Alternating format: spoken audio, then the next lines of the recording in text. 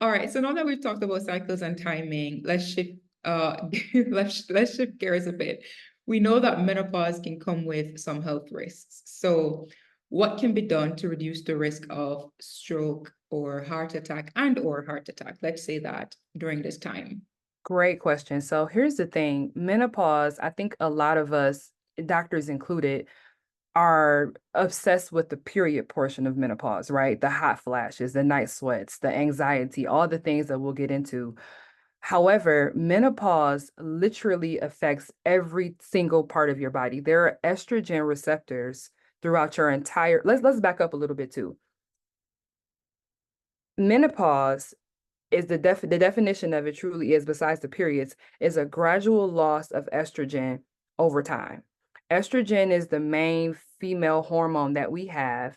And again, most of us consider estrogen when we think about reproductive health, but estrogen receptors are in the brain, they're in our muscles, they're on our bones. Estrogen also helps to close when we're in that puberty phase, our bones, so that when we're growing, they close the growth plate there.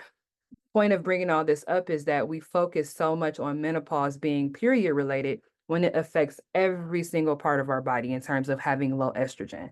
Because of that, we do see changes in terms of stroke. When we think about stroke, that's where our blood flow to our brain can be compromised.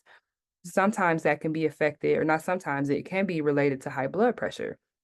When women transition into menopause, a lot of them start to notice an increase in their blood pressure. Also, things like stroke, heart attack, all these things start to increase with menopause because menopause also affects our blood vessels, which affect our stroke and heart attack risk.